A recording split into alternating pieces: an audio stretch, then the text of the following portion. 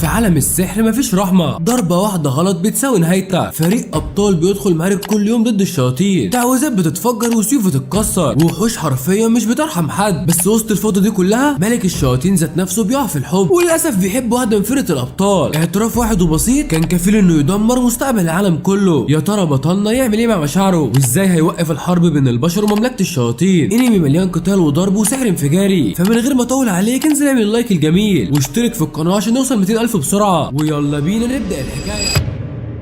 بيبدأ الانمي بتاعنا قدام قصر ملك الشياطين، وبيظهر فريق من الابطال موجود قدام القصر، ومهمتهم ان هم يقتلوه في اسرع وقت ممكن. والساحره ماكينه بتسالهم اذا كانوا مستعدين، وبيتكلم القائد يونج في قدرات سيد الشياطين، وبتعرفوا ان هو الوحيد اللي هيقدر يهزمه. ويونج بيقولها يلا بينا نخلص عليه، وبتكون معاه الكاهنه سيليا والفارس رافين. واول ما البوابه بتفتح بتظهر عيون حمراء في الظلام، وبيكون دي كلاب ملك الشياطين. وبعد ما بيخلصوا عليها بيوصلوا للمساعد بتاعه، وبيطلع دراعه اليمين واسمه يوكي شيطان الدم. يوكي بيقول لهم ان عندي خبرين. الخبر الحلو ان ملك الشياطين موجود فعلا، بس الخبر الوحش انكم مش هتعدوا من هنا غير على جثتي. والماكينه بتضربه بكره نار عملاقه، بس الكره بتختفي قبل ما توصل له حتى. ويوكي بيقول لها ايه التعويذه الضعيفه دي يا بنت انت، شكلك ما شحنتيش العصايه السحريه بتاعتك. وبيهجم عليه رافين وبيحاول يقتله بالسيف، بس يوكي بيتفادى كل الضربات بسهوله جدا. وبيجي الدور بعدها على القائد يونج، وسيليا بتدعمه بسحر البرق عشان تعزز ضربته، وبيوجه ضربه قويه لشيطان الدم، بس يوكي بيضربه بقوه الظلام، والضربه بتوصل لهم بسرعه وبتقضي عليهم كلهم. وبيبص عليهم وهم مرمين على الارض ومهزومين، وعينه بتقع على الكاهنه سيليا، وشكله كده معجب بيها وهيودينا في داهيه. يا عم انت جاي تحب واحده من العدو، ما تفوق بقى. وبيقول انا شكلي كسبت اللوتري يا رجاله. وفريقه بعدها بيوصل المكان، وديوكا ابو راس مقطوعه بيتريق عليه، وبيقول له بتبص عليها قائد ما تحترم نفسك بقى. يوكي بيقول لهم انتوا اللي جابكم دلوقتي، ما حبكتش يعني، انتوا مش شايفيني مشغول ولا ايه؟ ديوك بيعرفوا ان هم خرجوا اول ما لقوا الدنيا هديت، والبت التانيه بتقول له انت شكلك مش تمام يا قائد. ويوكي بيبدا انه يتعصب عليها، وبيقول انا مش عارف اعمل ايه في الجثث دي بصراحه. وبعدين بيأمر ديوكو فرقته يحبسوهم مؤقتا، وبيعرفوا ان في قريه قريبه من هنا ممكن يرموهم مع البشر اللي عايشين هناك. وفعلا بيسحبوا الجثث بره البوابه، وسيكو بيعرفوا انه ياخد مخالفه على الموضوع اللي حصل دوت، لانه كان لازم يقتلهم ويدي تقرير لملك الشياطين. وبعد شهر واحد الخبر بيوصل لزخيل، ومش عارف ده خارج من جهنم ولا ايه الاسم ده يا عم انت. وبيقول ان حزب الابطال ما بيتعلموش ابدا، وكل شويه بيبعتوا فريق ياخد على عينه ويرجع تاني. وبيسال يوكا عن عدد الفرق اللي هزمهم، وبيطلعوا 13 فريق لحد دلوقتي. وزخيل بيتريق عليه عشان بيكسبهم بسهوله، وبيقول ان الفرق دي شكلها تعبانه قوي، والا ما كانش واحد مبتدئ زيك كسبهم بسهوله. وبيفضل يضحك عليه قدام ملك الشياطين، والملك بيبص ليوكي بنظرات كلها شك، وبيساله انت ليه ما قتلتش افراد حزب البطل. يوكي بيعرفوا ان دول شويه مبتدئين ما يستحقوش القتل حتى، وما بيكونش عايز يفتري عليهم عشان قلبه حنين يعني. بس الملك بيعرفوا انه لو ما قتلهمش المره الجايه هيخلي حد تاني بعد كده يقوم بالمهمه. ويوكي بيكون خايف على سيليا جدا، وبيعرف الملك انه ينفذ الاوامر المره الجايه عشان لو سابهم عايشين هتكون حياتهم في خطر. ويوكي مش عايز يقتلهم لانه شايف الموضوع مش مستاهل، ده حتى اخر مره هزمهم بصباع رجله الصغير. وكده كده العالم كله هيخضع لملك الشياطين،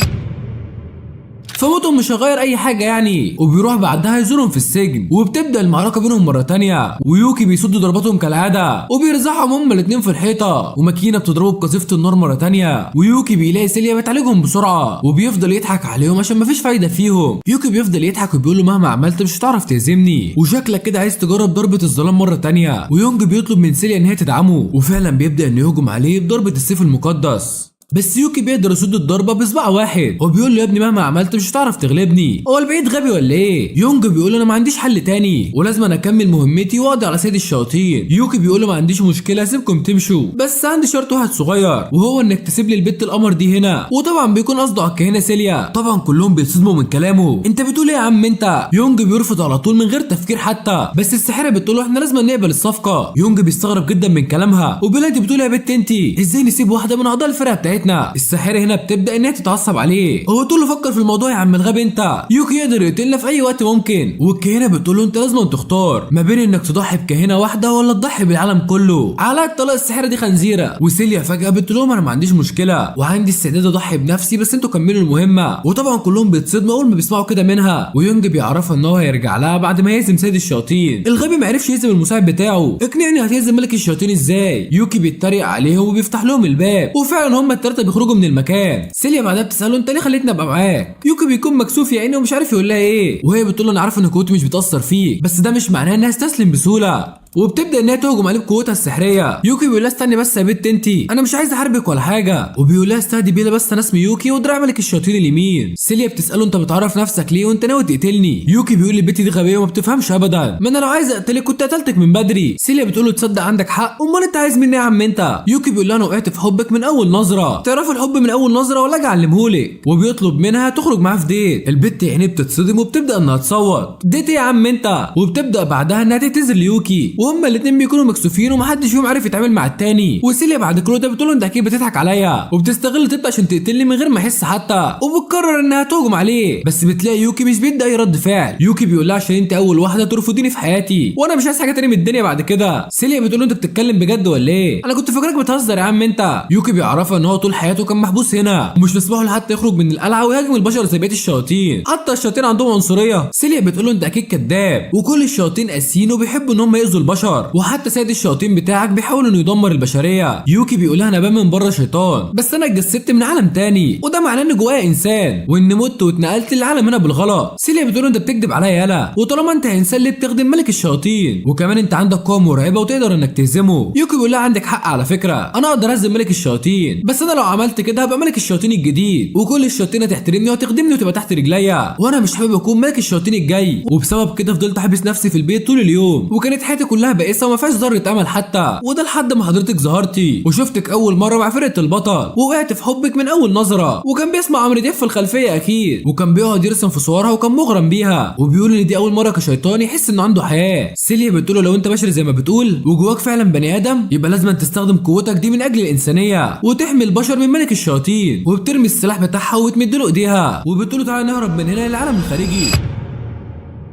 وبنروح بعدها لمملكة الوضوح وبنشوف الملك والناس بيكرموا فرقة البطل، وبنعرف ان هم نجحوا يقضوا على سيد الشياطين، ومش عارف هم عملوا ازاي كده بصراحة، دول شوية عيال هلاهيل يوكي كان بيلعب بيهم، والملك اورتا بنفسه بيكرمهم وبيقول لهم 3 ايام اكل وشرب على حسابي، والمملكة كلها النهارده هتنام مبسوطة عشان ابطالنا قدروا ان هم ينهوا الحرب. يوكي بيكون واقف بره العاصمة بيراقب اللي بيحصل وبيكون مبسوط عشان سيليا عايشة دلوقتي بامان، وبيقرر انه يكسر قرن الشيطان اللي عنده، وده عشان يداري هويته ويعرف يندمج وسط الناس. والابطال بيركبوا الموكب وبيتحركوا وسط الجماهير والكل بيحتفل بيهم بعد الانتصار الكبير اللي حققوه، ويونج مش مصدق ان هم انقذوا العالم، وكل ده حصل بفضل تضحيه سيليا، وبيكون فرحان انها عايشه لحد دلوقتي، وكان فاكر ان الشيطان هيغتصبها ويخلص عليها. ويوكي بيوصل للمدينه بعد ما غير شكله وبيتحول لانسان عادي وبيحاول يندمج في المكان، وبيروح بعدها عشان يسجل نفسه في نقابه الفرسان، والمشرف مش فاكر ورق التسجيل راح فين، ويوكي بيكون خايف لحسن يتكشف قدامه، وبيقول له املى اسمك وسنك في الاستماره دي يا ابني انت، وبيعرف ان هي استماره تخلق مسؤوليه، يعني لو مات ولا جرى له حاجه هم مالهمش دعوه، واول ما بيمضي بيديله البطاقه في ثانيه لثانيه. ايه التهريج اللي بيحصل ده يا جدعان؟ امال فين الورق الكتير والامضه بتاعت مدام عفاف؟ ده ايه السهوله دي يا عمنا؟ ويوكي بيعرف ان هو دلوقتي في رتبه اف، واعلى رتبه للمغامرين بتكون الرتبه اس، وبيكون لسه قدامه 5 مستويات عشان يوصل لها، ومعظم الناس بتاخد شهر عشان توصل للمستوى الاول، يعني معاه 5 شهور ولا هيطردوه من النقابه، والموظف بيحذره قبل ما يديله الكارت بتاعه، وبيقول الكارت ده لو ضاع انا هقتلك عشان ما عنديش خلق اعمل لك كارت جديد، وخصوصا يعني في ال3 ايام الجايين دول، وده عشان في مهرجان في العاصمه الملكيه والكل هيبقى واخد اجازه من النقابه. ويوكي بيعرف ان هو موظف عصبي ومش عايز يعمل اي حاجه، وفي الاخر الموظف ده بيطلع اسمه كلاي وبيقول له مش عايز اشوف وشك تاني. يوكي بيقول له انا كمان والله ما الواحد كان كمل حياته شيطان اريح له بلا وجع الدماغ اللي مع البشر دول. وعمنا يوكي بيرجع البيت وبيعيد الفلوس اللي كسبها، وبيكون عامل عملات ذهبيه كتير في اول يوم ليه. اللهم صل على النبي يا عم، ربنا يوعدنا زيك كده. ويلا بقى انت كمان اعمل لايك وصلي على النبي في الكومنتات. ويوكي عايز يجمع فلوس كتير عشان يكون نفسه، وبيقول انه هيتجوز سيليا اول ما يرفع رتبته. مش لوحدك يا عم يوكي والله، كلنا بنكون نفسنا دلوقتي، وبنرجع تاني بعدها للنقابه والناس بتتكلم عليه من غير ما يعرفوا حقيقته، وده عشان هو اسرع واحد زود رتبته خلال شهر واحد. وبيروح بعدها يسلم التقرير بتاعه لكلاي، وكلاي بيتعصب عليه وبيقول له مفيش غيري ولا ايه؟ انت مش شايفني مشغول قدامك ولا مش عاجبك الست القمر اللي قاعده جنبي دي؟ البعيد ما بيفهمش بقى ولا ايه؟ يوكي بيقول لي في ايه يا عم، ده احنا بقينا عشره قديمه، بس كلاي ما بيكونش فاكره اصلا، ويوكي بيعرفه ان هو مجرد بطل مبتدئ. كلاي بيفتكره كداب وبيتعصب عليه. مبتدئ مين يا ده انت هتهزر معايا؟ وازاي مبتدئ وعديت مستويين في اخر اسبوع؟ انت اكيد مش بني ادم زينا. يوكي بيعرف انه كان بيشتغل كل يوم وتعب وشيء لحد ما وصل للمستوى اللي هو فيه، وكلاي بيشك ان التقارير دي مزوره، بس ده لو حصل فعلا هيقدر يكشفه، وساعتها هيتحول للتحقيق ويطرد من النقابه. وفجاه بتدخل عليهم بنت شكلها مريب، ويوكي بيتفاجئ اول ما بتطلع سيليا، وبتكون عارفه ان هو يوكي ملك الشياطين، وبتطلب منه يجي معاها ويتكلموا على انفراد، وبيتفاجئ تاني لما بتقول له تعالى معايا البيت. طب مش بالسرعه دي، استنى شويه احنا لسه ما خدناش على بعض. ويوكي بيركب معاها العربيه فعلا وبيروح على القصر بتاعها، وسيليا بتطلع من الاغنياء من الاسر النبيله. والحارس اول ما بيشوف يوكي بيهجم عليه وبيحط السلاح في وشه وبيفتكره حرامي. ما الخلقه دي خلقه حرامي بصراحه. يوكي بيقول لهم وربنا ما سرقت حاجه يا جدعان. وسيليا بتلحقه في اخر لحظه وبتقول لهم ان ده صاحبها. وهمنا يوكي بيكون محرج جدا وبيدخل يشرب معاه الشاي في البيت وبتعتذر له عشان بعدت عنه الفتره اللي فاتت. يوكي بيعرفها انه مبسوط لانه بقى بطل اخيرا وما كانش يعرف انها بتدور عليه اساسا. سيليا بتعرفه ان هو مشهور دلوقتي في المدينه عشان هو المبتدئ الوحيد اللي كسر مستويين في اسبوع واحد. ويوكي بيكون فرحان جدا واحلامه ورديه لحد ما بياخد منها الصدمه. وسيليا بتعرفه انه لازم يسيب نقابه الابطال. نقابه اللي تسيبها يا بنت انتي؟ ده انا عامل كل ده عشانك.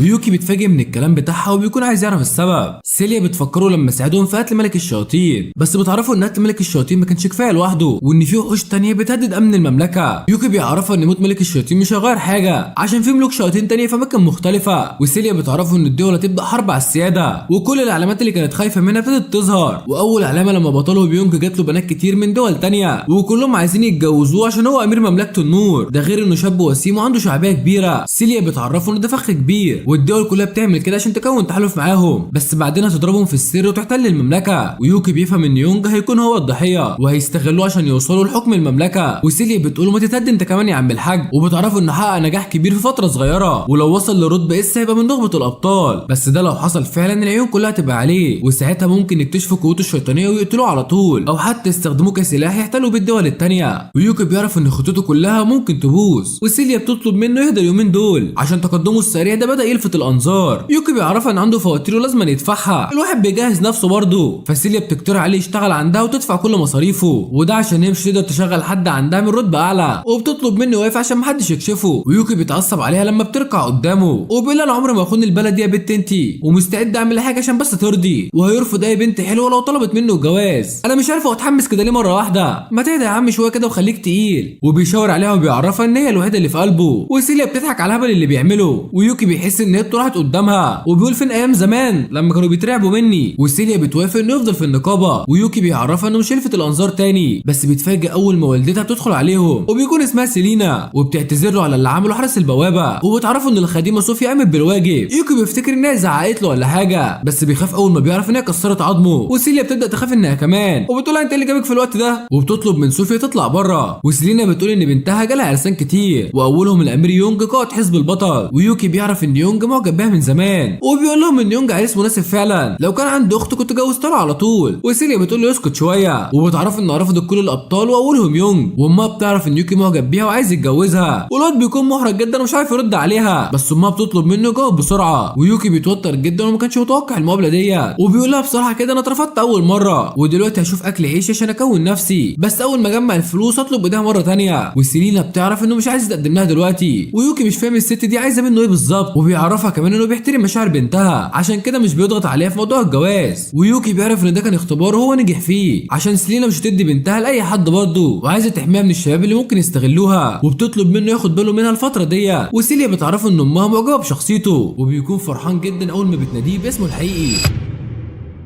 بنشوف بعدها عمنا يوكي بيتدرب في الغابه وفي وحش شيطاني شبه الفرخه كده بيهجم عليه. والله فرخه ببيل تعبان بس عمنا يوكي بيتفادى ضرباتها بكل سهوله ولا كانه بيلعب جيم بلاي ستيشن. وفجاه بيستحضر قوته وبيضرب تعويذه صاعقه وبيقدر انه يخلص عليها وينتفرشها كمان. وبنعرف ان دي مهمه وخدها من نقابه المغامرين. وكلايمان قال له ان الموضوع هياخد منه اسبوع بس عمنا يوكي خلصه في يوم واحد وحاسس بالملل. حقك يابا ما انت لسه قاتل ملك الشياطين. بس يوكي فجاه بيلاقي حد بيهجم عليه وبيتصدم اول ما بيعرف ان هم اتباعوا القدام. وبيقول لهم ايه يا رجاله انتوا نسيتوني ولا ايه؟ انا يوكي بتاع زمان. البنت بتوقف الهجوم وبتقول ايه ده؟ انا عارف الصوت ده كويس. هو انت القائد بتاعنا ولا ايه؟ بيقولوا له ما تقول يا عم من الاول فكرناك مغامر جاي يصيد الشياطين. ما يعرفوش ان هو بقى مغامر فعلا وكان جاي يصطاد شياطين برضه. دوكا براس مقطوع بيقول ازاي يعني؟ القائد بتاعنا كان عنده اجنحه وهيئه شيطانيه. يوكي بيتكلم معاهم وبيطمن ان هم بخير. والواد ابو راس مقطوع ده بيزعله وبيقول انت كنت فين طول الوقت يا عم انت؟ المملكه خربت والدنيا باظت بعد ما انت ما مشيت. يوكي بيقول له ده يا عم الحاج انت بالع راديو ولا ايه؟ هقول لك والله بس اصبر. ميكي بتعرفوا ان ديوك كان قلقان عليه جدا وهابي ومشاعر احمر دي بتقول له ما تقول يا عم ايه اللي حصل. يوكي بيعرفهم انه اعترف بمشاعره وحبه للكينه بتاعت فرقه الابطال وبيكون مكسوف كده وشه بيحمر. بس بيعرفهم ان البيت رفضت طلبه ودلوقتي انا عايش حياه مغامر بشري طبيعي وبشتغل وبجمع فلوس عشان اكون نفسي واتجوزها. طبعا الثلاثه بيتصدموا اول ما بيسمعوا كلامه. انت بتقول ايه يا عم انت في قوه ملك الشياطين اصلا ازاي هتكمل حياتك كبشر عادي؟ يوكي بيعرفهم ان ده قراره مش هيرجع فيه وبيقول لهم انتوا كمان تقدروا تعيشوا الحياه اللي انتوا عايزينها. يوكي بيقول له مفيش الكلام ده يا عم انت. وهابي هابي وميكي بيقولوا له هنيجي معاك. عمنا يوكي بيكون واقف مصدوم. تيجوا معايا فين يا رجاله؟ انتوا مش شايفين مناظركم ولا ايه؟ ويوك بيقول له عايز يشوف البت اللي وقعتك في حبها وازاي قدرت تحولك من ملك الشياطين لبشر عادي. يوك بيعرفهم ان هم لازم يتنكروا في هيئه بشريه. بيقولوا له زي ما انت ما عملت علمنا وهنعمل زيك. يوك بيقول لهم طالما ده قراركم انا ما عنديش مانع ويلا بينا بقى عشان هعمل لكم عمليه تحويل. بنشوف بعدها يوكي بيعتذر لسيليا وبتقول له انت ازاي تعمل كده يا متوحش انت، وبنشوفها ماسكه هابي وصعبان عليها. وبنعرف ان عمنا يوكي نتف الريش بتاعها وده عشان يحولها لهيئه بشريه. يوكي بيعتذر لها وبيقول لها انا اسف بس والله ما كانش قدامي حل تاني. والفرقه كلها بتكون فرحانه في يوكي وده عشان سيليا معلمه الادب ومربيها على الاخر. وسيليا بتعرف ان ده فريق يوكي القديم ويوكي زمان كان هو القائد بتاعهم. وبتقول لديوك بس انتوا مش باين عليكم انكم شياطين يعني وشكلكم ناس عاديه زينا. ديوك بيقول لها عيب كده يا انسه هتبوظوا سمعتنا والله. انا ممكن اقطع لك راسي دلوقتي عشان بس تصدقي بس انا لسه لازقها بانبوبه امير مستورده عشان الامير المصري مضروبه وبيفك بسرعه. ويوكي بيتخانق مع ديوك عشان عمال يتكلم كتير وبيقول انا شايفك مبسوط في القعده دي يعني امال كنت عامل لي فيها اخرس ليه ايام قصر الشياطين. ديوك بيعرف ان هو كان السبب كنت بتقعد تخوفنا وما كانش حد فينا طايقك اساسا. بس سيليا بيكون عايزه تعرف السبب الحقيقي. ديوك بيعرفها ان يوكي كان منعزل عن العالم الخارجي وحتى اللورد الزخيل كان بيخرجه بالعافيه عشان يحارب البشر. ويوكي وقتها اتعصب وقال له اطلع بره عشان لو فقدت السيطره على نفسي هشويك على نار هاديه. ومن وقتها زخيل ما بقاش يتكلم معاه كتير ومحدش فيهم بقى عارف يكلمه. وعمنا ديوك خد حبوب الشجاعه وقرر يروح له بنفسه وكمان كان ناوي يعلمه ازاي تعمل مع اصحابه كويس. بس المشكله انه عارف يوكي عشان هو اللي قطع له راسه اول مره والمره دي كان هيقطع له رجله. وديوك لحق نفسه في اخر لحظه وقال له سامحني يا قائد وبس يا ست. من ساعتها هما الاثنين بقوا اصحاب جدا وديوك اتغير جدا بعد اليوم ده. وسيليا بتعرف انه بيحب يوكي وبيحترمه جدا. وديوك كان لسه هيعرفها على ميكي وهابي بس بيلاقوهم اختفوا فجاه من قدامهم. ويوكي بيفكرهم دخلوا جوه القصر ولا حاجه وبيكون خايف جدا لحسن حد يكشفهم وساعتها يخسر كل الحاجات اللي عملها مع النقابه لانه وقتها هيكتشفوا هويته الحقيقيه ويعرفوا ان هو شيطان قديم وكمان اللي قتل ملك الشياطين. وبيروحوا هما الثلاثه يدوروا عليهم في القصر. ويوكي بيتفاجئ اول ما بيشوف ميكي وبيلاقي نايم على رجل الحاجه موسيليا وطبعا ما بيكونش عارف يتكلم لحسن يتفتحوا قدامها. وموسيليا بتساله اذا كان يعرف الواد الكيوت الامور ده ويوكي بيقول في السر كيوت مين يا حاجه ده قتله فوق 300 بني ادم وحرق قريه قبل كده.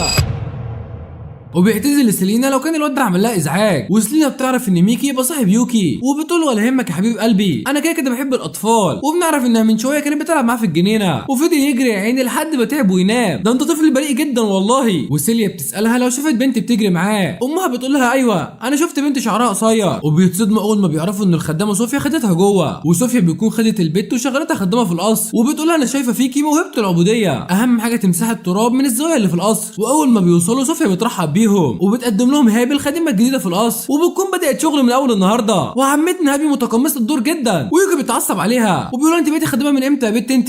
وسيليا بتعرف صوفيا ان البت دي صاحبه يوكي. صوفيا طبعا بتعتذر لهم عن اللي حصل وبتقول لهم انا كنت فاكراها الخدامه الجديده اللي جايه النهارده. وعمنا يوكي بيطلب من هابي تروح تغير اللبس بتاعها بس هابي بترفض وبتكون حابه شغل الخدامه جدا وبتقول لصوفيا ان هي عايزه تكمل في الشغل الجديد. ويوكي مش مصدق اللي هي بتقوله انت عبيطه يا بنت ولا ايه. وصوفيا بتحس بذره العبوديه جواها وبتقرر ان هابي تبقى المساعده بتاعتها وبتقول لها تعالي معايا اعلمك ازاي تنضفي الشبابيك وهو بالمره ناخد جوله تتفرجي فيها على القصر. وفي اخر اليوم بيسيبوا هابي مع صوفيا وبتكون رسميا شغاله خدامه في القصر. وميكي بيقول لها ان هي محظوظه جدا عشان كان نفسه ينام في قصر زي ده في يوم من الايام. سيلينا بتعرفهم انهم ممكن يجوا زياره في اي وقت عادي وبتروح تقول ليوكي كلمه في ودانه وبتطلب منه يجي يشرب الشاي معاهم مره تانية وده عشان يتكلموا في خطه جوازه من البت سيليا. وبتقول له خلي بالك عشان بنتك هنا محترمه وبتكون مضطره تتعامل مع الشخصيات المهمه في النقابه وبقى لها فتره طويله ما خدتش اجازه يا عيني وامها هتخليها تاخد اجازه عشان يجي يزورهم وساعتها هيقضي معاها اليوم بحاله. الله عليك يا حاجه سلينا والله يا ريت تبقى حماتي المستقبليه زي كده بالظبط. وبيجي بعدها يوم الاجازه وعمنا يوكي بيكون مستني في الشارع وبيلاقي عربيه سيليا داخله عليه بس المره دي اللي بيجرها دي كرومي مش حصان وواضح كده ان اختيارات حماته غير متوقعه بالمره. وسيليا بتعتذر له عشان اتاخرت عليه. وعمنا يوكي بيتفاجئ من النيو لوك الجديد وبتكون لابسه مايو طاقيه ونضاره جديده وشكلهم كده طالعين الساحل والدنيا هتحلو. ويوكي من جواه طاير من الفرحه وده عشان سيليا غيرت الفستان الابيض بتاعها وبيقول لها النضاره الجديده هتاكل منك حته. بس بنعرف ان سيليا بتكون متنكره وده عشان محدش يشوفها من فريق الابطال لان حاجه زي كده ممكن تاثر على مكانتها في النقابه. يوكي بيقول لها واضح انك طلعت مشهور اكتر مني. وسيليا بتكون حاسه بالذنب عشان هو كمان خاف هويته الحقيقيه بس يوكي بيعرف انه مبسوط بكده وعايز يكمل حياته انسان زيهم وهيعمل كل مجهوده عشان ينبسطوا بالاجازه دي مع بعض. واول ما بيمشوا في الشارع سيليا بتلاقي مطعم مشهور والنهارده هيقدم كعكه العنب اللي نفسها تجربها وبتطلب من يوكي يرجعوا هنا اخر اليوم، وبعدها بيتفرجوا على محل الورد اللي جنبه، وفجأة بتلاقي قط متشرد واقف على السور، وسيليا بتلعب معاه وهي مبسوطة جدا، ويوكي بيكون حاسس ان هي عبيطة او شكلها كده اول مرة تخرج من القصر بتاعها، وبعدها بتشتري فستان جديد، ويوكي بيقول لها ان اللون الاحمر ودى الفستان في حتة تانية، وسيليا بتشكره عشان خرج معاها وانبسطوا النهارده، وبتعرفوا ان هي كانت محتاجة الاجازة دي قوي، وده عشان ترتاح من ضغط الشغل شوية، ويوكي فرحان عشان المهمة تمت بنجاح، وبيعدوا على محل تاني بيبيع اكسسوارات. ده ايه يا عم الخروجه اللي كلها شوبينج دي؟ امال فين الاكل يا جدعان؟ دي اهم حاجه في الخروجه. وبيكونوا لسه واقفين عند المحل، ويونج وماكينه بيشوفوهم من بعيد، وبيكونوا هما الاثنين متنكرين وخارجين مع بعض في الاجازه، وماكينه بتحط ايدها على بقه قبل ما ينادي على سيليا، وبتعرفوا انه كده هيكشف هويتهم كلهم.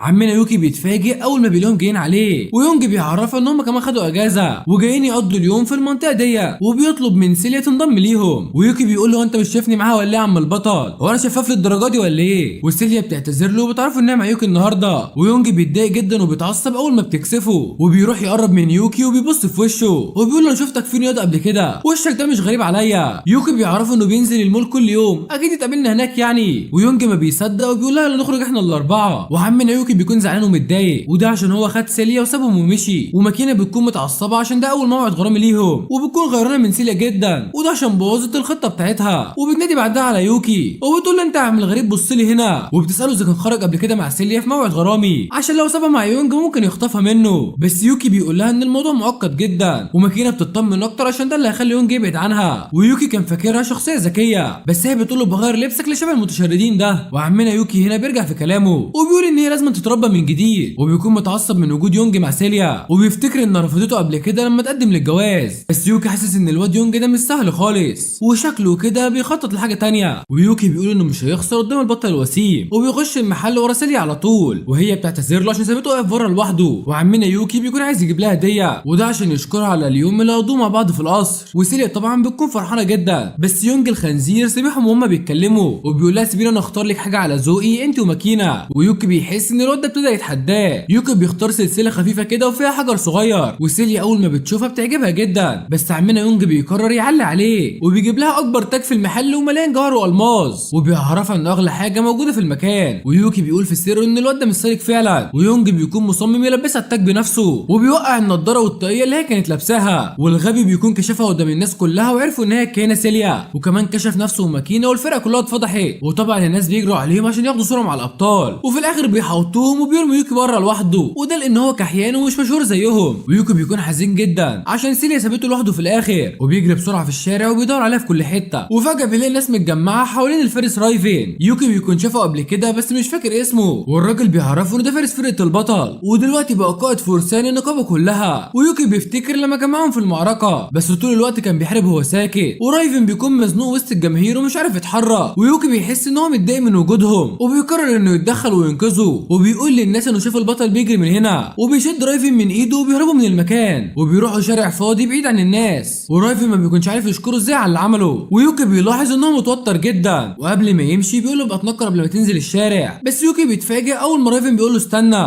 ويوكي بيكون مصدوم عشان صوته عامل زي صوت البنات، وشاكك انه بنت بس شكله ذكوري يعني، وبيساله اذا كان مش عايز يتكلم عشان صوته مضايقه، رايفن بيقول له دي حقيقه فعلا، بس مستغرب ان يوكي ما اتريقش عليه زي اصحابه عشان هو عارف ان صوته مش لاقي على جسمه، يوكي بيعرفه انه ده طبيعي جدا، وكل واحد عنده حاجه مش عايز الناس تعرفها، وطبعا ما هو مخبي على الكل ان هو شيطان اساسا، ورايفن بيحس ان يوكي غريب ومش زي الناس التانيه، عمنا يوكي بيودعه وبيمشي، بس رايفن بينادي عليه مره تانيه وبيساله اذا كان ينفع هما الاثنين يبقوا صحاب، يوكي بيكون متفاجئ جدا من كلامه، ورايفن بيقول له انت وشك عامل كده ليه يا عم انت؟ خلاص يا عم شكلك مش موافق اصلا، وبيعرفوا ان امه وبنت عمه بس هما اللي مش بيتريقوا على صوته، يوكي بيقرر يسلم عليه ويعرفه بنفسه، وبيوافق ان هم يبقوا صحاب واخوات كمان، وعمنا يوكي بيكون نسي موضوع سيليا، وبيقول له سامحني لازم نمشي، وبيهرب من المكان، وبيفضل يدور عليها في كل حته، ومش مصدق ان اول موعد غرامي ليه باظ بالشكل ده، وسيليا بتدور عليه هي كمان، وبتكون فاكراه زعل ومشي ورجع البيت لوحده، وسيليا بتلاقي عيل صغير بيعيط في الشارع، والواد قاعد لوحده يا عيني وبينادي على امه، وسيليا بتستخدم سحرها وبتحاول تهديه، والواد بيعرفها ان امه سابته لوحده ومشي، وبيرجع يعيط من تاني، وبيظهر عمنا يوكي وبيقول ما تعيطش يا حبيب اخوك، انا هرجعك لامك في ظرف ربع ساعه، والواد مش فاهم مين ده وايه العبط اللي بيعمله، وسيليا بتتخانق معاه عشان سابها لوحدها، بس يوكي بيعرف ان هو كمان كان بيدور عليها، والواد الصغير بيضحك على يوكي عشان سيليا بتزعله. وبصراحه انا مش فاهم ايه اللي بيضحك في الموضوع، وعمنا يوكي بيضحك وخلاص عشان بس يسكته، وبيشيلوا على كتفه وبيدوروا هما الاثنين على امه، وبيطلب من سيليا دلوقتي ترجع البيت، وبيكون خايف لحسن تتكشف تاني قدام الناس. سيليا بتقول له ما يقلقش المره دي عشان واثقه انه مش هيسيبها زي المره اللي فاتت. ويونج وماكينا بيكونوا لسه في الشارع وبيكونوا قلقانين على سيليا ومش عارفين هي راحت فين. ماكينا بتقول له مش وقت ولازم نرجع البيت حالا، وده عشان هو ممكن يلفت الانظار ويكشف نفسه تاني قدامهم. واكيد سيليا رجعت البيت بعد اللي حصل لها، ويونج بيتضايق من ماكينا عشان مش قلقان على سيليا، وبيرفض انه يرجع البيت وبيروح يدور عليها بنفسه. ويونج في الاخر بيلاقيها مع يوكي، وبيكونوا رجعوا الواد لامه مره تانيه. ويونج بيبص وراه بيلاقي ماكينا سابته ومشي. وتاني يوم يوكي بيزور سيليا في البيت، وبيعرف من امها ان هي مراهقه جدا، وكل ده بسبب اللي حصل امبارح في الشارع. ويوكي بيعتذر لها عشان ما عرفش يخلوا باله منها. سيلينا بتقول له لا يا عم مش للدرجه دي جالها نزله برد خفيفه مش اكتر، وبتعرف ان الخبر ده وصل ليونج، وبيكون جالها لحد هنا وجايب لها ورد كمان. بس امها عرفت ان هو السبب في اللي حصل امبارح، عشان كده خلت صوفيا والخدم يمنعوه من الدخول. وصوفيا بتقول ان هو عيل ملزق ومش بتحبه اصلا. وعمنا يوكي بيكون قلقان من صوفيا جدا، ولحد دلوقتي ما يعرفش تطلع ايه بالظبط. وسلينا عرفت ان يوكي حاول يحميها امبارح، وبتعرف انه ممكن يجي يزورها في اي وقت هو عايزه. وصوفيا بعدها بتوصله لاوضه سيليا، وبتعرفها ان يوكي جاي يطمن عليها. وسيليا بتقول لها ما تخلوش يدخل دلوقتي مش هينفع تفضحينا. بس صوفيا بتطمنها وبتقول لها ما تقلقيش انا خبيت الدبدوب بتاعك قبل ما يجي. ويوكي بيخش اوضتها وبيلاقيها كبيره جدا، وبيقول لها ما كنتش اعرف ان يوم الاجازه هيبوظ بالشكل ده. وسيليا بتضحك عليه وبتقول له ان هو بوظ اليوم فعلا، وبتتحجج عشان يخرجوا مع بعض مره تانيه. ويوكي عايز يوم يطير من الفرحه، وبيكون خد منها ميعاد تاني يوم الاجازه الجايه، وبيقول لها ان الخروجه الجايه هتكون احلى بكتير. وبيفضلوا هما الاثنين يضحكوا على الحركات اللي بيعملها. وصوفيا بتكون سامعه كل حاجه من بره، بس اول ما سيليا بتكح بصوت عالي بتفتكر ان هو السبب في اللي حصل، وبتيجي تسحبه من رقبته عشان تخلص عليه، وبتقول له وجودك هنا هيأثر على صحتها. وفي الاخر بتقول له شكرا على الزياره وبترميه بره القصر. وهابي بتقول له انت طلعت قائد هفا على فكره. ويوكي مش فاهم صوفيا جابت القوه دي كلها منين. وبعدين فجاه بيلاقي رايفن قدامه، ورايفن بيعرف انه كان بيزور سيليا، وبيطلب من يوكي المساعده في موضوع خاص بيه. يوكي بيتفاجئ ان هو معجب بواحده، بس محرج انه يكلمها بسبب صوته الغريب. بس لما كلمها اتفاجئ من رد فعلها، والبت بيكون عجبها صوته جدا، وبتقول له يا ريتني كان عندي نفس طبقه الصوت. واضح كده ان البت دي صوتها اخشن منه، بس رايفن بيكون معجب بيها اكتر دلوقتي، بس هو مش واثق في نفسه ومش عارف يتصرف ازاي. ويوكي بيقول في سره ان رايفن عامل زي المراهقين بتوع اعدادي، وبالرغم انه وسيم جدا الا انه ما عندوش صحاب كتير. ويوكي بيمسكه جامد من دراعه وبيقول له فوق يلا واسترجل واشرب بريل، وخليك واثق في نفسك ووسمتك اكتر من كده. ده انا لو فوتولك وجماك ده كنت علقت نص بنات المملكه، ده غير انك عضو مهم في فرقه الابطال، يعني في بنات كتير هتموت وتقرب منك. رايفن بيكون متفاجئ من كلامه وبيقول له عندك حق فعلا يا عم يوكي، وبيطلع الطاقيه والنضاره وبيكون خد الثقه اخيرا. ويوكي بيستغرب عشان رايفن رايح على القصر، وبيكون خايف للليفر يطلع صح، وبيتصدم اول ما بيعرف انه كمان معجب بسيليا. يا نهار ازرق مش كفايه يونج يا عم؟ يا جدعان هو مفيش غيرها في المملكه ولا ايه؟ يا ريتني ما كنت نصحتك ولا شجعتك يا اخي. وريفن بيقول ليوكي انا لازم اروح اصارحها مشاعري. يوكي بيكون مستغرب هو ريفن ليه اصلا موجود هنا. يوكي بيقول في نفسه احيه هي البت اللي ريفن بيحبها هي اللي انا بحبها؟ ده سيليا طلع عليها منافسه جامده بقى، لا وكمان انا كنت بشجعه بحماس. ويوكي بيقول هي اكيد مش هتقع في حبه بسهوله كده يعني، وبيرجع يقول لنفسه بس دول كانوا مع بعض في فرقه البطل، والواد امور وحليوه واحسن من البطل التاني. بس فجاه بيلاقي ريفن جاي من وراه وبيكون شكله مش كويس خالص. وريفن بيقول له انت شجعتني جامد بس انا اسف. ويوكي بيفهم من شكله كده ان هو اترفض. وعمنا يوكي بيرجع عند القصر تاني مره، وصوفيا بتقول له انت نسيت حاجه ولا ايه؟ يوكي بيتوتر شويه وبيقول لها انا كنت عايز اسال على سيليا. وبعدين بيقول في نفسه ايه السؤال الغبي اللي انا قلته ده؟ ما انا كنت لسه عندها من شويه. صوفيا بتقول له ان سيليا كويسه ونايمه دلوقتي. يوكي بيقول لها اما الواد ريفن كان بيعمل ايه هنا من شويه؟ صوفيا بتعرفه ان ريفن كان هنا عشان عايز يشوف هابي. ويوكي بيفهم ان البنت اللي ريفن بيحبها هي هابي مش سيليا. ويوكي بعدها بيروح لها وبيتكلم معاها وبيقول لها هو ريفن جالك هنا وبشعر احمر كده. ويوكي بيعرفها ان ريفن معجب بيها وان هو شخص كويس، وبيسالها قالت له ايه. هابي بترد عليه وبتقول له مستحيل اوافق على ريفن. يوكي بيقول لها خلاص يا ست براحتك، ما انت اكيد مش هتوافق غصب عنك برضه، بس بيسالها هو انت ليه رفضتيه بالشكل ده يعني؟ وكمان انت تعرفي الواد ده منين وشفتوا بعض امتى؟ بس فجاه هابي بتسيبه وبتمشي وبتقول له مستحيل اوافق عليه. وبيجي الليل ويوكي بيتكلم مع فرقته وبيقول لهم لازم اتكلم مع هابي وريفن عشان افهم اللي حصل. ويوكي بيعرفهم ان ريفن فارس من فرقه البطل. الواد بيقول له ايوه مش ده اللي كان كل شويه بيخسر قدامك برضه؟ فاكره الواد المهزأ ده؟ ودوك بيقول له انت ليه سمحت من بشري يقرب اصلا من هابي؟ يوكي بيقول له ده يا عم الحاج شويه، انت شفتني رحت عرفتهم على بعض يعني؟ هما الاثنين عارفين بعض اصلا. ودوك بيقول له مش متخيل ان هابي تعجب ببشري، وبنعرف ان كائنات الهابي دي كائنات جميله بطبيعتها، وفي كتير من البشر عايزين يمسكوها عشان يستغلوها ويسرقوا الريش بتاعها. ودوك بيعرفوا ان هابي كانت السبب انه ينضم لجيش ملك الشياطين. والواد التاني بيقول له ما اعتقدش ان هابي بتكره البشر قوي كده، لان في بشر طيبين وعشان كده هابي اشتغلت في القصر مع صوفيا. ويوكي بيقول لدوك انا فاهم خوفك عليها، بس ريفن شخص كويس والله، وعلى ما اعتقد هابي فاهمه كده كويس.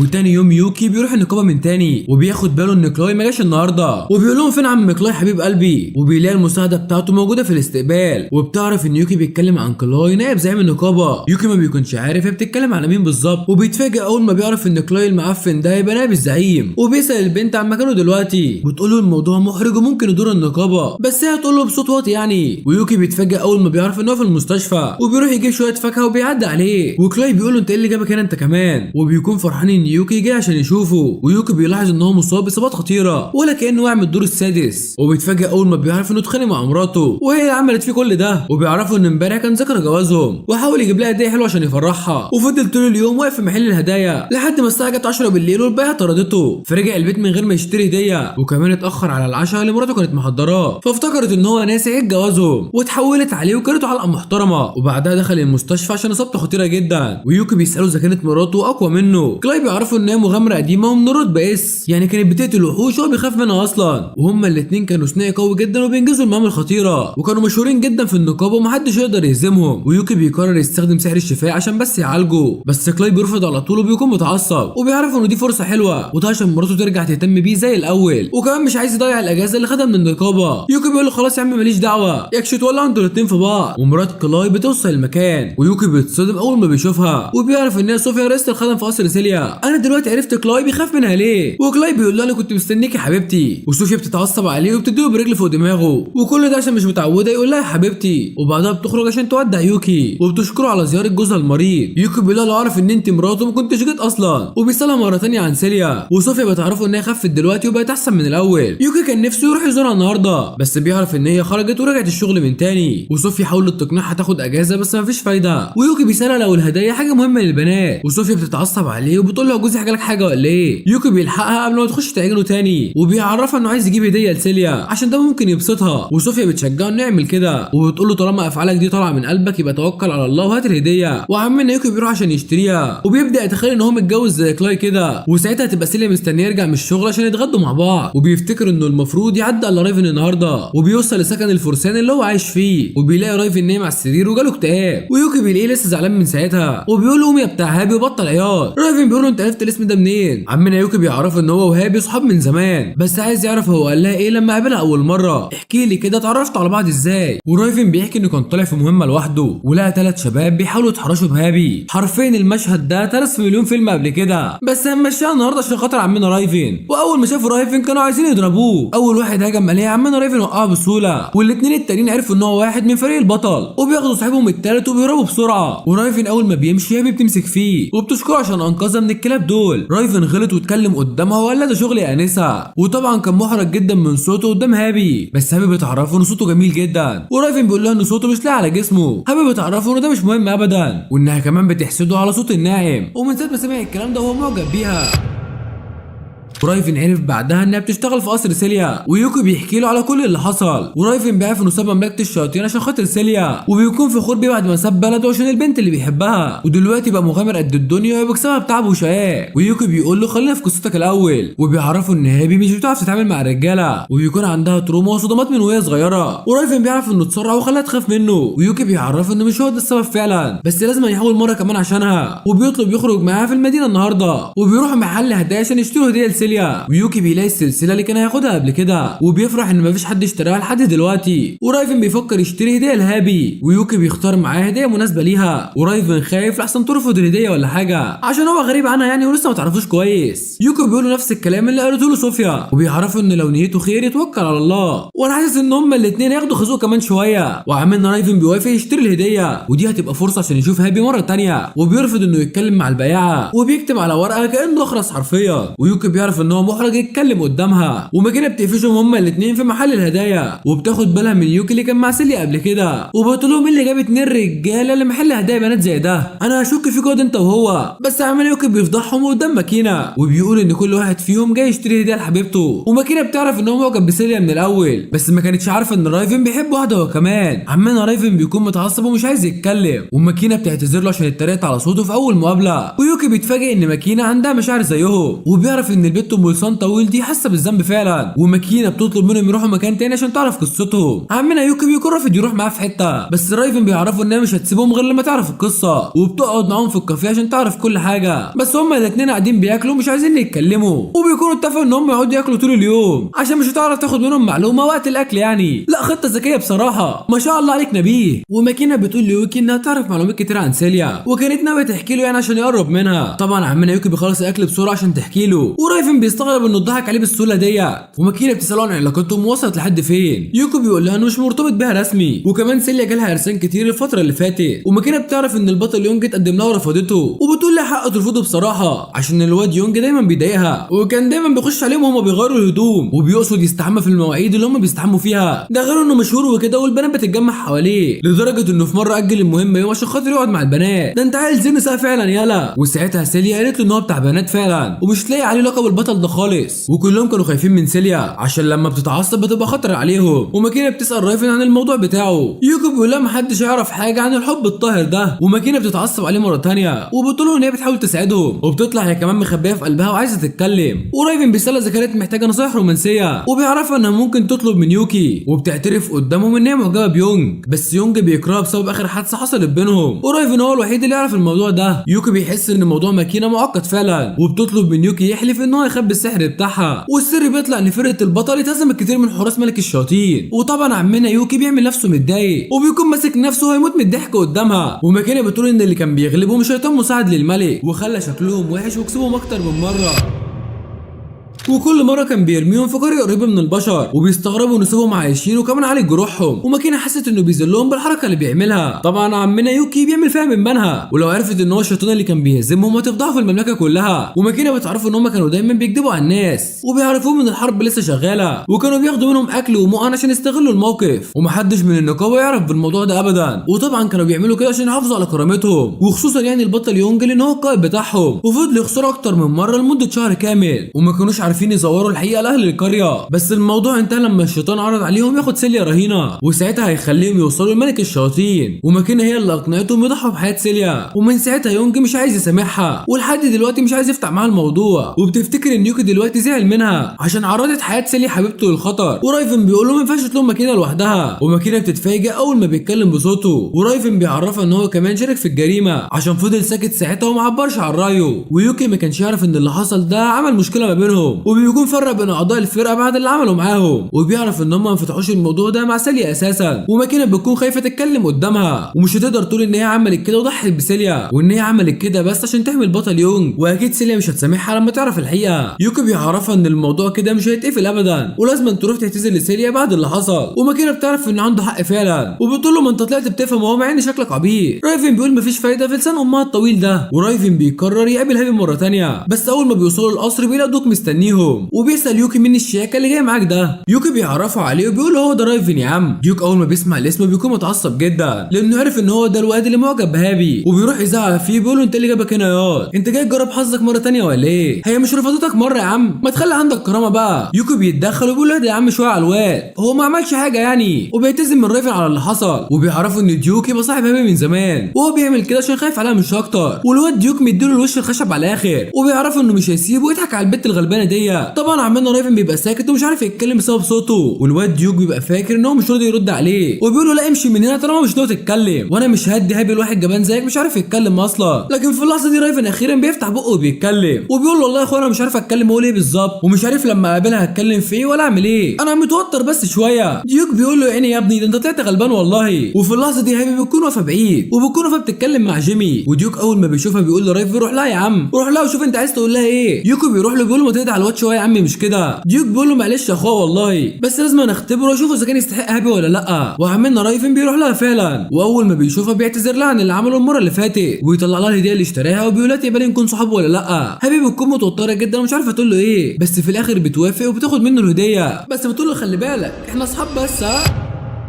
وعمنا يوكي بيكون مغمى عليه وبيفضل يقول عايز يشوف سيليا، وجيمي بيقول له طب يلا نروح القصر بتاع الاميره سيليا. يوكي بيعرفوا ان سيليا مش هناك فمش لازم نروح، وعمنا يوكي بيكون زعلان ومتضايق، وده عشان بقاله اسبوع ما شافش سيليا، وهي بتكون عرفته ان فرقه الابطال كلهم مشغولين، وسيليا بتروح لكذا مدينه مختلفه عشان تعالج جروح الناس، وريفن بيكون هو قائد الفرسان ومكانها تبقى ساحره القصر، ويونج هو اللي ماسك الشؤون وقتال الوحوش القويه، وبسبب ان هم متفرقين محدش قادر انه يتكلم مع التاني، وعمنا يوكي بيكون زعلان لان كل ده حصل بسببه، وبيكون نفسه يقدر يساعدهم عشان يتجمعوا من تاني، وجيمي بيقول له كفايه ملل بقى وبينط على بطنه، وبيكون هو كمان متضايق لان دوك مش موجود وانضم للفرسان، بس فجاه هابي بتخش عليهم وبتعرفوا ان في رساله جات له من سيليا وبتقول له ان هي هتكون في البيت النهارده. عمنا يوكي بيفرح جدا وبيقول اخيرا هقدر اديها السلسله بتاعتها، وبعدها بيكون بيتمشى في المدينه وبيقول انا ورايا ايه اعمله النهارده، وجيمي بيكون سابه وراح مع هابي عند القصر، ويوكي وهو ماشي بيلاقي ست غريبه بتنادي عليه، ولما بيقرب منها بتطلع ساحره وبتقول له على فكره انت حظك وحش جدا النهارده. يوكي بيقول لها الكلام اللهبل ده مش بعترف بيه، وبيقول النهارده هيبقى احلى يوم في حياتي، وده عشان هقدر اشوف حبيبتي سيليا.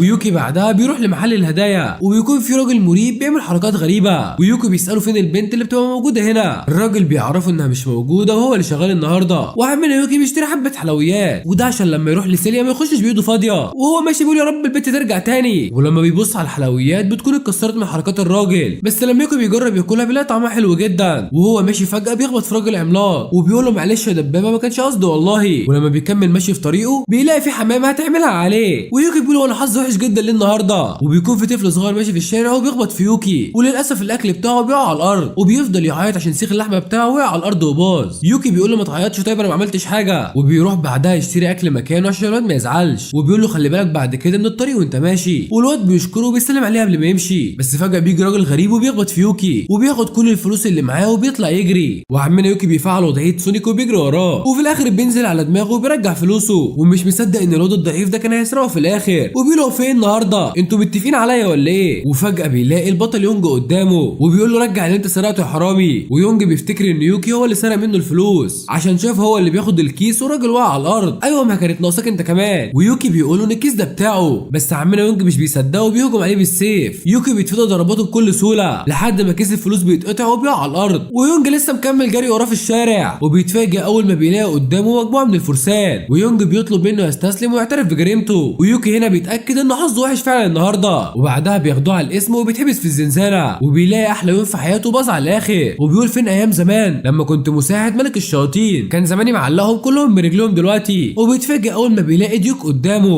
وبيقول له انت اللي جابك هنا يا قائد، شكلك كده اتحولت لمجرم بعد ما سيليا رفضتها. يوكي بيقول له يا عم انا ما لحقتش اشوفها حتى، وبيعرف ان الخبر وصل لرايفن ودلوقتي بيحقق معاهم عشان يخرجوا من هنا، وعمنا يوكي بيطمن لما بيعرف الكلام دوت، وبيتفاجئ اول ما بيعرف ان ديوك انضم للفرسان ورايفن دلوقتي بقى القائد بتاعه، بس ديوك بيقول له انا عندي قائد واحد بس وهو انت، انا بس بعمل كده قدامهم عشان ما حدش يشك فيا، وديوك بيتفاجئ اول ما بيلاقي ريني قدامه وبتكون زميلته في التدريب وبتطلب منه يرجع حالا، وبتعرفوا ان نائب القائد متعصب منه وبيدور عليه، وده عشان هو ساب مكان التدريب من غير ما يستأذن، ويوكي بيلاحظ ان ودانها طويله جدا وبيعرف ان هي من عفاريت الالف، وديوك بيقول لها خلاص يا ست هاجي معاكي بس هات المفتاح عشان اخرج الغلبان ده، وبيكونوا عرفوا ان يوكي بريء فعلا، وريني بتعرفوا ان البطل يونج عايز يعتذر له، وعمنا يوكي مش مصدق اللي سمعه، ويونج بياخده على قصر الكبابجي وبيجربوا المنيو كله، وبيقول له انا محضر لك طاجن ملوخيه هتاكل صبعك وراه، وبعدها بينسفوا الاكل هم الثلاثه، ويونج بيعرف ان يوكي يبقى صديق رايفن، وبيقول له ان رايفن اتخانق معاه بسبب اللي عمله وما كانش واخد باله منه لما شافه في الشارع، وبيفتكر انه كان مع سيليا في محل الهدايا قبل كده، ويونج بيساله انت ايه علاقتك بيها بالظبط، يوكي بيعرف ان هم مجرد اصدقاء، بس يونج مستغرب ازاي سيليا ما اتكلمتش عنه قبل كده، ويوكي بيتفاجئ اول ما يونج بيتحمس قدامه وبيطلب منه نصايح عشان يقرب من سيليا، ويوكي هنا بتجيله الصدمه يا عيني ومش عارف يقول له ايه، ويونج بيساله على نصيحه عشان يحسن علاقته بيها، وحتى عمنا رايفن بيكون هو كمان مصدوم، وهما الاتنين محطوطين في موقف صعب جدا قدام يونج، ويوكي مش مصدق انه هيدي نصايح للمنافس بتاعه، ومستغرب ليه يونج جاي يكلمه هو بالذات، والاحسن كان ياخد نصيحه من حد يعرفها من زمان. يوكي بيقول انا لسه عارفك من 5 دقايق يا عم انت، وبيعرفه انه لازم يطلب النصيحه من حد تاني، ورايفن بيقول لهم من اولها كده انا ماليش دعوه، ويونج بيقول له اتكلم بصوتك يا عم ما تتكسفش، احنا هنا رجاله زي بعضينا، ورايفن بينصحه يسال ماكينه، بس يونج بيكون رافض الموضوع ده من بدري لانه عارف ان ماكينه بتكره سيليا، ويوكي مش مصدق انها قالت كده فعلا. ويونج بيعرفوا ان ماكينه سابت سيليا في المعركه زمان، بس لحسن الحظ سيليا فضلت عايشه، وبيقول ان حتى لو هي بتكرهها ما كانش ينفع تضحي بيها. ويوكي بيسالوا لو الكلام ده كان حقيقي، وبيعرفوا ان ماكينه ما كانتش ناويه تتخلى عن سيليا. يونج بيقول له انت تعرف ماكينه منين يا جدع؟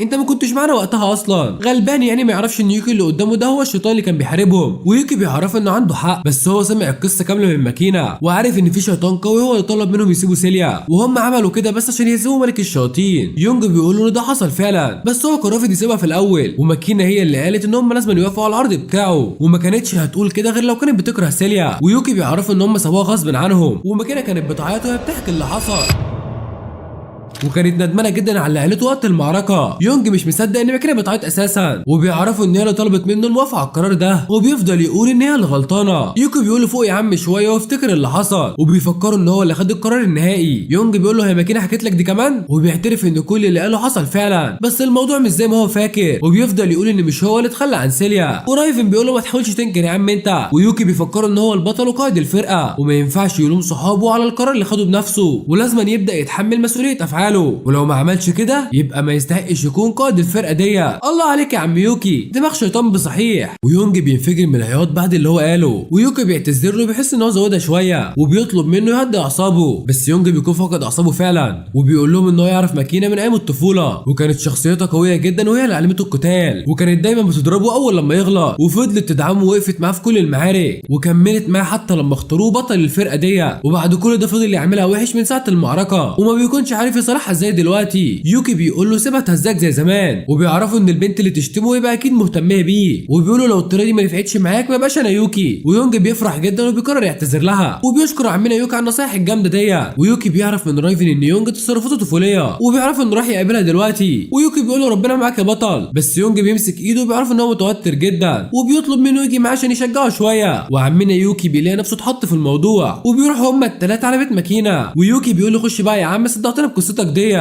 بس عمنا يونج بيكون لسه متوتر، وبيقول لهم خليكم هنا لحد ما اخرج من جوه. ورايفن بيقول له ما تنجز يا عم بقى. ويوكي بيعرف ان الموضوع ده هيأخره على ميعاده عند سيليا، بس هو فرحان عشان حل مشكله الفرقه كلها. ويونج بيخش على ماكينه اوضه نومها، مفيش حد بيصالح حد هنا يا عم انت، وبيلاقيها بتغير هدومها، بيسمع صوتها وهي بتصرخ، وبيعرف انه عك الدنيا كالعاده ومفيش فايده فيه. ويونج بيطلب منها تسمعه للاخر وبعدين تكمل سويت براحتها، وبيعرفها ان غلط كتير في حقها زمان. وماكينه بتقول انت داخل عليا اوضه النوم عشان تقولي الكلام ده. ويونج بيكمل كلامه وبيعترف بكل غلطاته، وبيقول انا عايزك تضربيني زي ما كنت بتعملي زمان. وماكينه بتفكر ان هو اتجنن فعلا، وبتقول له انا هضربك فعلا، بس ده عشان دخلت عليا اوضه النوم. وبتجيب العصايه السحريه بتاعتها وبتكهربه فعلا. ويوكي بيطلب من رايفن يتدخل قبل ما تخلص عليه، وبيروح هو القصر سيليا عشان يلحق الميعاد بتاعه، وبيقابل الست اللي قالت له ان حظه زي الزفت النهارده، وبيقول لها بطلي كفر يا ست انت، انا برضو مش مؤمن بالحاجات اللي انت بتقوليها. ويوكي بيلاقي الحظ لعب معاه المره دي، والراجل بتاع الكعك محضر الطلب بتاعه من بدري، واخته الواد بتعتذر له على الطلب اللي فات عشان الكعك كله كان بايظ بسبب اخوها. ويوكي بيقول ان كان طعمه حلو جدا، بس البنت بتديله طبق كعك هديه عشان تعوضه. وعمنا يوكي بياخد الكعك وبيكمل جري على القصر بتاع سيليا، وفجاه بيلاقي ثلاثه من الحراس بيحاصروه في المكان، وبيتفاجئ ان هم تبع الواد الصغير اللي قبله الصبح، والواد بيكون حكى لهم على اللي عملوا معاه، وبيطلع ابن ناس غنيه ومحترمين، والخادم بتاعه جاي يعتذر له بنفسه، وبيعرفوا انه جري منه لما كانوا بيلعبوا مع بعض، وبيدي ليوكي وجبه مشاوي كاعتذار على اللي عمله. ويوكي اول ما بيوصل القصر بيلاقيها في وشه، وبتقول له اتاخرت ليه ايها الوغد، ومشيها معاها ايها الوغد عشان الرقابه وكده. يوكي بيعرفها انه كان مشغول طول اليوم، وبيلاقي سيلي قاعده بتقرا في كتابها المفضل، وبيقول لها انا حاسس انه عدى شهر من اخر مقابله بينا. وبتلاقي يوكي جايب لها تشكيله من الكعك والكباب المشوي، يعني هتتغدي كباب وتحلي بعدها على طول. ويوكي بيقول لها كل براحتك يا ستي، انا واخد الاكل ده كله ببلاش. وسيليا بتقوم عشان تحضر له الشاي، ويوكي بيستغرب ان هي اللي قايمه تحضره بنفسها، وبيعرف انها طلبت من صوفيا تعلمها ازاي تعمل شاي، ده على كده محتاجه كورس 8 ساعات عشان تعمل كوبايه قهوه. وعم يوكي بيكون فرحان جدا عشان اول مره يشرب شاي من ايديها، وبتتفاجئ اول ما بتعرف موضوع هابي ورايفن. ويوكي بيعرفها انه قابل ماكينه ويونج، ودلوقتي هما الاثنين رجعوا اصحاب زي زمان. وبيتفاجئوا هما الاثنين لما يونج بيخش عليهم، ويونج بيحاول يعتذر لها على اللي حصل قبل كده، وبيقول لها لو مسامحاني اديني بالقلم على وشي، بس ماكينه بتخش وتقوم معاه بالواجب، وبتقول له احنا مش جايين هنا عشان الهبل ده. ويوكي بيلاقيهم جايين مع بعض هما الثلاثه، وماكينه بتعتذر عن اللي عملته معاه في المعركه، بس سيليا بتكون نسيت الموضوع ده من زمان، ويونج بيعرفها انها مش غلطة ماكينة لوحدها، وان هما التلاتة شاركوا في الجريمة دي مع بعض وسابوها مع الشيطان المرعب لوحدها. سيليا بتعرفهم ان مفيش داعي للكلام ده دلوقتي، وانهم كان لازم يعملوا كده عشان ينقذوا المملكة، وكان لازم يضحوا بيها عشان يحاربوا ملك الشياطين. وملك الشياطين ساعتها كان متفاجئ بيهم ومش فاهم ازاي البشر دول بالقوة دي كلها، وساعتها يونج ضربه بقوة السيف المقدس، وملك الشياطين ما قدرش يستحمل الضربة، والفرقة ما كانتش مصدقة ان هم هزموه بالسهولة دي، وماكينة بترجع بسرعة عشان تنقذ سيليا، ودي الحقيقة اللي محدش فيهم يعرفها. بس سيليا بتكون هربت وبيتقابلوا في الممر، وبتعرف ان هم انتصروا على ملك الشياطين، وماكينة بيغمى عليها من كتر التعب، وسيليا بتعرف انها خلصت طاقتها كلها، وكانت عارفة انها رجعت عشان بس تنقذها، وبتعرفهم ان مفيش حد غلط في حقها. وفي الاخر كلهم رجعوا المملكة من غير اصابات، وكلهم بيعتذروا لسيليا مرة تانية، ويوكي بيكون فرحان بعد ما الفرقة اتجمعت من تاني، وبعدها بيخرج مع سيليا في الجنينة، وبتعرف ان هو اللي نصحهم عشان يعملوا كده، ويوكي بيعرفها انه يكون حاسس بالذنب من ساعتها عشان هو اللي خطفها وقت المعركة وعمل تفرقة بين فرقة الابطال. سيليا بتفرح جدا باللي عمله وبتشكره عليه، ودلوقتي بقى قريب من عيلتها واصحابها كمان، ده غير انه بدأ يندمج مع العالم وتعود عليه. ويوكي بيطلع الهدية اللي اشتراها عشانها، وسيليا بتتصدم اول ما بتشوف السلسلة، ويوكي بيعرفها ان هي دي اللي شافوها في محل الهدايا، وسيليا بتقبل هديته وبتكون طايرة من الفرحة، ويوكي مش مصدق نفسه وبيعيط هو كمان، وبتقول له انت بتعيط ليه يا عم انت، انا اللي خدت الهدية. وسيليا اول مرة تحس بالسعادة من ساعة ما يوكي دخل حياتها. الحب بيعمل معجزات يا جدعان. ولحد هنا بيخلص الجزء بتاعنا. عايزك تنزل تفجر زر اللايك دلوقتي، وتوصل الفيديو ده 10000 لايك في اول يوم، وتشترك في القناه عشان نوصل 200000 يا اسطوره. اشوفكم في فيديو جديد وحكايه جديده بكره، وسلام.